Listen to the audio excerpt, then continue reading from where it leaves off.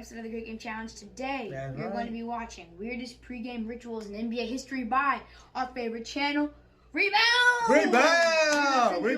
So if you want to go watch the video for yourself, the link will be in the description. Now I say we just check it out. Let's check it out. Check it out. Player eats plastic before games. Plastic? While another has to use the girls' bathroom. The girls' These bathroom? are the weirdest pregame rituals in NBA history. I never can There's no better player to start with than Kawhi Leonard. I mean, his pregame routine is illegal. See, when Kawhi was on the Raptors, he had a pretty normal routine. Kawhi would get dressed, stretch, listen to music, and just hype himself up for the night. But in 2019, when he signed with the Clippers, things took a really, really weird turn. Before every single game, Kawhi kicks every girl out of the women's bathroom, so he can have it all to himself. But it gets even weirder. Kawhi is so private about whatever he's doing in there that he gathers up the entire team's training staff to guard the door. Wow. So he's undisturbed. What is he doing in there, bro? Bathroom. Just think about that. Why women's bathroom? No girl could use the bathroom unless Kawhi gave them okay. That laugh, Kawhi. I knew he was weird, but I didn't know he rolled like this. And yeah, his teammates and coaches, they all thought this was weird as hell. But the Clippers already signed Kawhi for $103 million. So is anyone going to tell him to stop? No. I don't know if that's true. This is still his pregame ritual to this day. I trust Rebound. Okay, Kawhi sitting in the female bathroom, that's really weird. But at least his pregame ritual wasn't deadly like Caron Butler's. Ever since Butler was a teenager, he's been addicted to soda, and he absolutely needed it to play basketball. Before every single game, Butler would drink an entire 2-liter bottle of Mountain Dew. I'm talking about the bottles that look like this. The goddamn party-sized bottles. I hate soda. Oh, wait, actually, I left out one detail. He drank two of those 2-liter bottles of Mountain Dew before every single game. This dude was drinking 15 times the amount of sugar that the American Heart Association deems safe on a daily basis. And he was doing that in just a few minutes. That is so much sugar, it could kill him. But it wasn't until Butler joined the Wizards that he got the wake-up call he needed. I mean, the man was losing friends, family, and sleep because of this monster taking over his life. He couldn't get out of bed, work out, most importantly, play basketball. Things were getting crazy. The man admitted he has 6 refrigerators at home, all of them filled with only soda. If he continued with this you're a millionaire. habit, I was about to say, how can you afford 6 refrigerators? And I was like, oh, you're a millionaire. Or even worse, his life. So the Wizards had to put a stop to officially banning Butler from drinking Mountain Dew in 2007. Yeah, that actually happened. And after this, he opened up on how serious the problem really was, saying, I was going through withdrawals. Honestly, those first 2 weeks without the Dew were the roughest 2 weeks of my life. I'm talking headaches, sweats, and everything. Alright, look, I like a Dew or two, you know, I get it. But this dude was literally a crackhead for soda. I can't relate to that, man, I'm sorry. So, great, Butler solved his Mountain Dew issues and lived happily ever after, right? Nope. This dude had to pick up an even crazier pregame ritual to replace it. Like, just listen to this. Before every game, I start at the nearest Burger King, McDonald's, grab straws, grab a handful of straws. Yeah, I remember this. I don't remember the Mount Jackson, remember the straw. Just something that I do just to calm my nerves before going into the game, and I rather chew on straws than gum. There now is a specific straw you like. You will only choose McDonald's straws. Why is that? The taste, the texture, everything. It just works out. What? That's crazy. This is like plastic. I don't know if somebody tried to trick him, said this is McDonald's, but wasn't. And your teammate is literally eating straws in front of you. What? Apparently, Butler would do this ritual every day to calm himself down. And on average, he chewed 12 straws per day. Before games, during games, and after. I guess his teammates got pretty used to it. You know, it's everyday routine. That's crazy. What if there's no straws and there's no McDonald's? You ain't gonna choke, I guess. Did you want to try one? I got a bunch of them. Do you want to try to chew one or something? No. You're okay. I just chew gum. But in 2010, the league came knocking. They can't have an NBA player with massive influence running around with plastic in his mouth. You know, kids are going to do whatever their role model does. And the NBA is not trying to cause a whole generation of kids to choke on straws. So the league ordered Butler to stop and explained that it was a serious safety and health concern. Yeah, that must be hard. I remember the one thing that weird Bill stuff Russell that he used to was like doing puke before was every banned. game. I can't say the same for Rajon Rondo. His crazy pregame ritual started during his time on the Celtics. Nice, Rondo. It was there that he met his mentor, Kevin Garnett.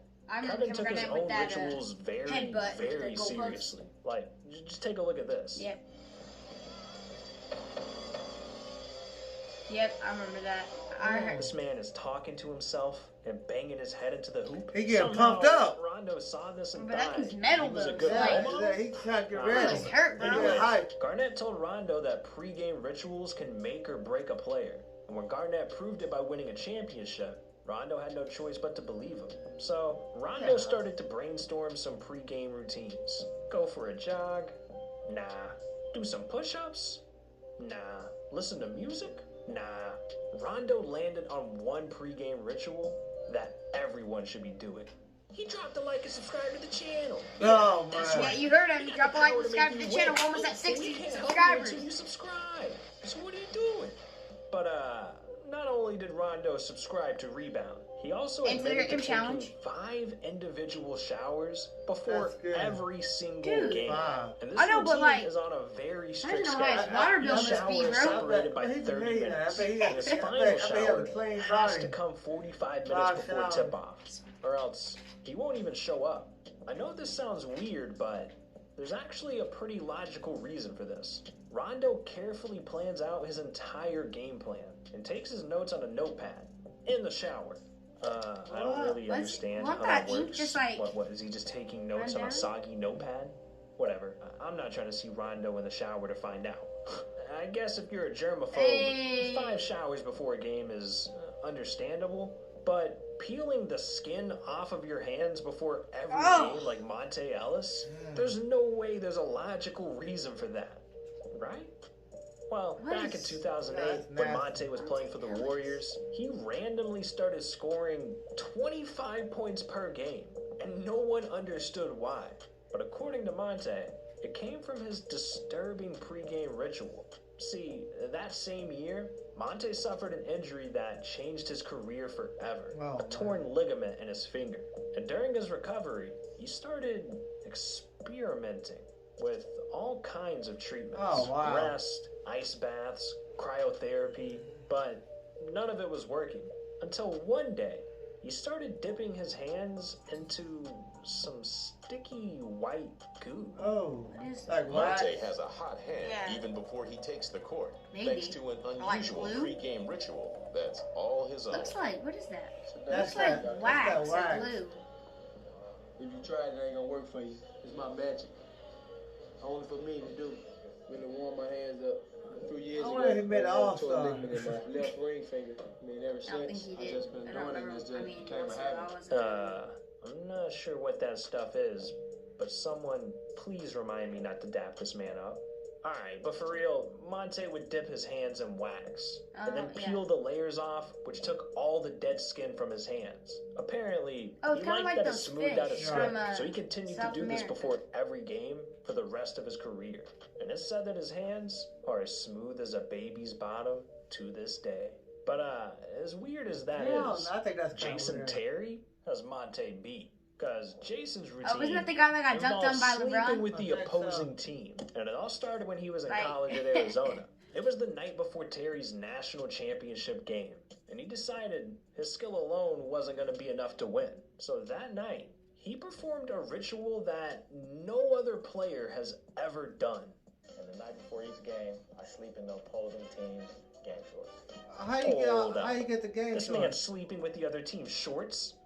Disrespectful. He went on to do this before every single game he had in the NBA. But what's crazier is that when it came to game day, Terry needed very specific clothes on and food on his plate. Gotta have the high socks. Got it from my father. You know, seen a picture of him in the yearbook. Gotta have the Sorry about headband. Gotta eat some form of With chicken that before special every guest. game. Yeah. Yeah, this dude is on one. Terry even admitted How his do you daughters get the think he's a opposing team's weird game for shorts? this. Yeah. But You when just you're like speaking go up to about their team and be like, legendary "Hey, can we have a three-point concert shooters, of Yeah, you shorts?" can't bring up Like, someone give like it to him. Terry and not mention Stephen Curry. But how did I'm just confused how he got the shorts. Yep. Like, were they like from the store or something? Maybe they bought it. And if it weren't for what he does before games, he wouldn't be where he is today. Steph's got one pre-game routine that's impossible for any other player in the NBA. His tunnel shot. And if it weren't for a bet he made with the Warriors GM before a game, he never would have been seen to perform this on a daily basis. Steph said, I was shooting it and Pat walked by. And we put a kind of funny bet on it. Basically about who can buy the next meal. So I get 2 or 3 shots at it. If I didn't make it, I lost. If I made it, I won. Because Steph made the shot. Curry probably gets like maybe 100 million before every single game. I don't know about those. It's tough because it's kind of like I give myself 5 shots. I don't want to be there all day if I miss them, but I don't know. It's just a little challenge to get ready for the game. It has nothing to do with actually playing 48 minutes of basketball, but it gives me a little competition with myself before we start. I get that. Obviously, it's a show. It's entertaining. Me and Curtis have a good chemistry going. Even if I miss it, it's a cool little minute and a half where I can just have fun and try something crazy. Look at Curry, man. So inspirational. Now, interestingly enough, another one of his rituals is something we also see LeBron James do. But Curry didn't get the idea from LeBron. The ritual Curry does was inspired by his mom. Right on my shoes started back in college, and something my mom challenged me to do my first practice at my freshman year. So that's now a 13-year tradition, and just again reminds me who I'm playing for when I put my shoes on, to appreciate the opportunity I get to play the game. Oh, I get it now. If I write on my shoes, I can hit shots like Curry. Now, all of these rituals, are they really necessary for someone like Steph to play so great? Well, he had this to say about it. Rituals and routines are important just because there's so many games. We play over 100 throughout the year, including the playoffs. You need those things to kind of settle your nerves, just get your mind right, and just be able to relax and focus and enjoy. Yeah, I guess if it works for you, it works for you. I mean, everyone has a different ritual, man. Right. Build up to some people pray for games. No matter what game it is, 182, playoffs, finals, whatever it is, it's just another basketball game that I got to be ready to play. You know, Steph's rise to greatness has been an incredible story. But unfortunately, not every NBA player has it so good. There's one NBA player that was on top of the world, and he managed to lose it all, eventually going homeless. I'm talking about Delonte West. From making millions to living on the streets, you've never seen a story like this. So, trust me, you need to click on this video right here. Hey, man, but thanks for Rebound for hooking up with the video. I liked it. I mean, I even have a pregame ritual of my own. But anyway, if you guys enjoyed the video, make sure to leave a like on it and subscribe. Once you do that, comment down below. I subscribe. We're on the road to 60 subscribers. Exactly. We're moving on up. Bro, I want to try to get 100 subscribers before the end of the year. I think we can do it. With your help. We cannot do it without your help, okay? We can try to do it. Anyway, thank you guys for watching. Have a nice day. Peace out. Bye. 1, 2, 3, let's go. Rolls Royce truck, but my winners ain't tenant. Trap house jumping like a winner's or a dentist. You ain't stopping at the